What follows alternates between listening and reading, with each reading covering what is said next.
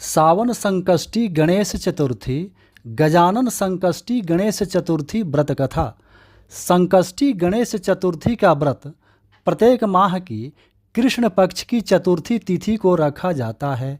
पुरातन समय की बात है जब ऋषिगण विस्मयता से पूछते हैं कि हे स्कंद कुमार, शोक, दरिद्रता, कुष्ठ आदि रोगों से विकलांग, राज्य से निष्कासित राजा, सदैव दरिद्र रहने वाले, धनहीन, समग्र उपद्रवों से पीड़ित, विद्याहीन, संतानहीन, घर से बेघर लोग, शत्रुओं से पीड़ित, रोगियों और सदैव कल्याण की कामना करने वाले लोगों के दुख दूर हों, इसलिए क्या उपाय करना चाहिए जिससे उनके दुखों का निवारण हो और उनका कल्याण हो। हे श्रेष्ठ, आप इसका उपाय जानते हैं तो हमें बताने की कृपा करें। स्वामी कार्तिकेय ने सभी ऋषियों की प्रार्थना सुनी और एक मंद मुस्कान के साथ बोले, हे मुनिजन, आपने जो प्रश्न मुझसे किया है उसके निवारण हेतु मैं आपको एक शुभ फलदायक व्रत बताता हूँ, उसे आप सब ध्यान पूर्वक सुनिए। इस व्रत की महिमा अपरंपार है। जो भी मनुष्य इस व्रत को श्रद्धा पूर्वक करता है वह अपने जीवन काल में सभी संकटों से मुक्त हो जाता है। यह व्रत महापुण्यकारी तथा महाफलदायक है। इस व्रत को करने से मनुष्य को सभी कार्यों में निश्चित रूप से सफलता मिलती है। खास करके जो भी महिला इस व्रत को करती है उसे अखंड सौभाग्य और दीर्घायु संतान की प्राप्ति होती है। अब आइए सुनते हैं सावन मास के कृष्ण पक्ष की संकष्टी गणेश चतुर्थी व्रत कथा, जिसे गजानन संकष्टी गणेश चतुर्थी व्रत के नाम से भी जाना जाता है। द्वापर युग की बात है, जब राजा युधिष्ठिर अपने राज्य से निष्कासित होने के बाद वन में अपने भाइयों के साथ भ्रमण कर रहे थे, तब उन्होंने भगवान श्री कृष्ण से इस महान व्रत की कथा का श्रवण किया था। अपनी समस्या के समाधान हेतु भगवान श्री कृष्ण को जब राजा युधिष्ठिर ने जो प्रश्न किया था उसे आप सब ध्यान पूर्वक सुनिए। महाराज युधिष्ठिर ने भगवान श्री कृष्ण से पूछा, हे मधुसूदन, हम अभी जिस विकट समस्या से जूझ रहे हैं उस समस्या से बाहर निकलने का मार्ग बतलाइए। हे दयानिधान, आप सर्वज्ञ हैं, आपसे कुछ भी छिपा नहीं है, अतः आप हमें इस कष्टदायी स्थिति से बाहर निकलने का मार्ग बतलाइए। स्कंद कुमार आगे की कथा का विवरण करते हुए कहते हैं, जब महाराज युधिष्ठिर विनम्र भाव से हठ करके अपनी समस्या से बाहर निकलने का मार्ग भगवान श्री कृष्ण से पूछने लगे, तब भगवान श्री कृष्ण ने अपने मुख पर मंद मुस्कान लेते हुए कहा, हे धर्मराज, सभी मनुष्यों एवं प्राणियों का उद्धार करने वाला और उनकी समस्त मनोकामनाओं को पूर्ण करने वाला यह एक गुप्त व्रत है। मैंने अभी तक इस व्रत के विषय में किसी को भी नहीं बताया है, अतः आप इसे ध्यानपूर्वक सुनिए। प्राचीन काल में सतयुग में महाराज हिमालय की पुत्री पार्वती ने भगवान शिव से विवाह करने हेतु गहन वन में जाकर के घोर तपस्या की थी, परंतु अपनी घोर साधना में लीन भगवान शिव देवी पार्वती की तपस्या से प्रभावित होकर वहां प्रकट नहीं हुए। अतः शैलपुत्री माता पार्वती ने अनंत काल से विद्यमान भगवान श्री गणेश जी का आवाहन किया। माता पार्वती के आवाहन से भगवान श्री गणेश जी उसी समय प्रकट हो गए। अपने समक्ष श्री गणेश जी को पाते ही माता पार्वती कहने लगी, मेरे अखंड और कठोर तपस्या करने पर भी मेरे प्रिय भगवान शिव को मैं प्राप्त न कर सकी, अतः हे कष्टनाशक, आप मुझे उस व्रत का ज्ञान करवाइए जिसे स्वयं देवर्षि नारद जी ने कहा है, जो परम कष्ट नाशक है, जो सबकी मनोकामना को पूर्ण करता है, जो आपका ही व्रत है। देवी पार्वती की बात सुनकर कष्ट विनाशक भगवान श्री गणेश जी उस व्रत का वर्णन करने लगे। गणेश जी ने उच्च स्वर में कहा, हे हिमालय नंदिनी, अत्यंत पुण्य फलदायी और समस्त कष्टों को हरने वाले व्रत को कीजिए। इस व्रत को करने मात्र से आपकी सभी मनोकामनाएं पूर्ण होगी और जो कोई भी इस व्रत को पूरे श्रद्धा भाव से करेगा उसे सभी कार्यों में सफलता मिलना निश्चित है। इस व्रत में श्रावण की कृष्ण चतुर्थी पर चंद्रोदय होने पर भगवान श्री गणेश का पूजन करना चाहिए। उस दिन आपको संकल्प करना है कि जब तक चंद्रोदय नहीं होगा तब तक मैं भोजन ग्रहण नहीं करूंगी।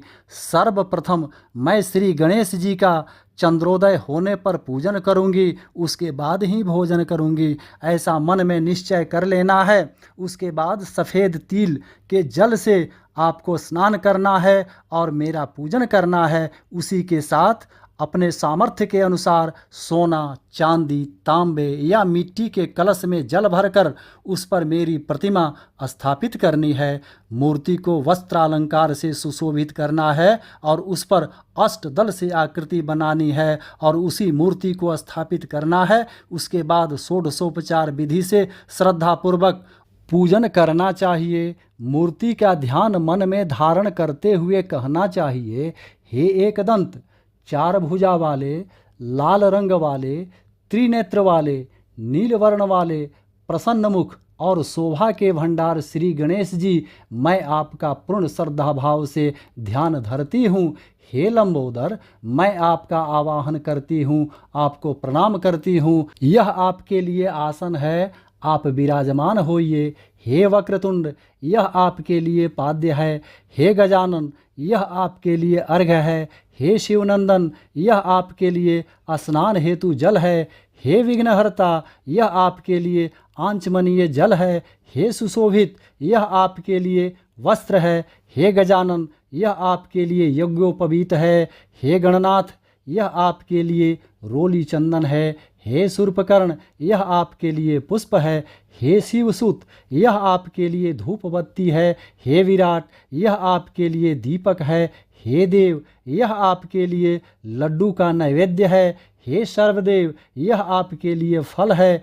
हे विघ्न विनाशक, यह आपके समक्ष मेरा नतमस्तक प्रणाम है। प्रणाम करने के बाद आपको उनसे क्षमा प्रार्थना करनी है। इस प्रकार से षोडशोपचार रीति से भगवान श्री गणेश का पूजन करना चाहिए और नाना प्रकार के प्रसादों को बनाकर उनको भोग लगाना चाहिए। हे देवी, आपको शुद्ध देसी घी में 15 लड्डुओं को बनाना है और उनका सर्वप्रथम भोग भगवान श्री गणेश को लगाना है। तत्पश्चात उनमें से 5 लड्डू को ब्राह्मणों को खिलाना है। अपने सामर्थ्य के अनुसार ब्राह्मणों को दक्षिणा देना है। उसके बाद चंद्रोदय होने पर आपको जल से चंद्रदेव को अर्घ्य देना है। उसके बाद 5 लड्डुओं का स्वयं भोग करना है। तदुपरांत, हे देवी, आप सर्व तिथियों में श्रेष्ठ हो, गणेश जी की परम प्रियतमा हो। हे चतुर्थी, हमारे द्वारा दिए गए अर्घ्य को ग्रहण करो, आपको वंदन है। निम्न प्रकार से आपको चंद्र को अर्घ्य को प्रदान करना है। हे निशाकर, हे क्षीर सागर से उत्पन्न हुए लक्ष्मी के भाई रोहिणी सहित, हे शशि, मेरे दिए गए अर्घ्य को आप ग्रहण करें। उसके बाद आपको श्री गणेश जी को इस प्रकार प्रणाम करना है। हे गजानन, आप संपूर्ण इच्छाओं को पूर्ण करने वाले हो, आपको मेरा प्रणाम है। हे समस्त विघ्नों के नाशक, आप मेरी अभिलाषा पूर्ण करें। तत्पश्चात आपको ब्राह्मण देव की प्रार्थना करनी है। हे द्विजराज, आपको मेरा नमस्कार है, आप देव स्वरूप हैं। गणेश जी की प्रसन्नता हेतु हम आपको लड्डू का भोग अर्पण कर रहे हैं। आप कृपा करके हमारा उद्धार करें और दक्षिणा सहित इन 5 लड्डुओं का भोग स्वीकार करें।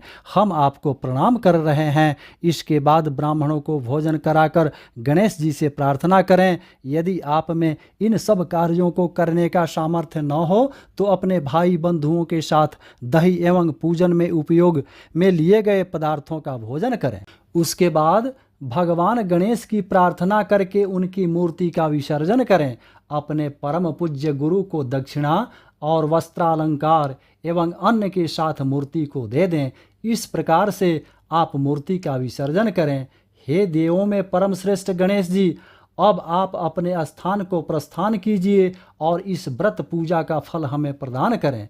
अतः हे पार्वती, इस प्रकार से गणेश जी का पूजन जीवन भर करना चाहिए। अगर जीवन भर ना कर सके तो 21 वर्ष तक ये व्रत करना चाहिए। यदि इतना भी संभव ना हो तो 1 वर्ष तक 12 महीने इस व्रत को करें। अगर इतना भी ना कर सकें तो वर्ष के 1 माह तो इस व्रत का अनुष्ठान अवश्य करें और श्रावण कृष्ण चतुर्थी को इस व्रत का उद्यापन करें। ऐसा करने से भगवान गजानन की कृपा से सभी संकटों का नाश होता है तथा मनोवांछित फल की प्राप्ति होती है। जय श्री गणेश जी, जय गजानन, जय माँ पार्वती, हर हर महादेव।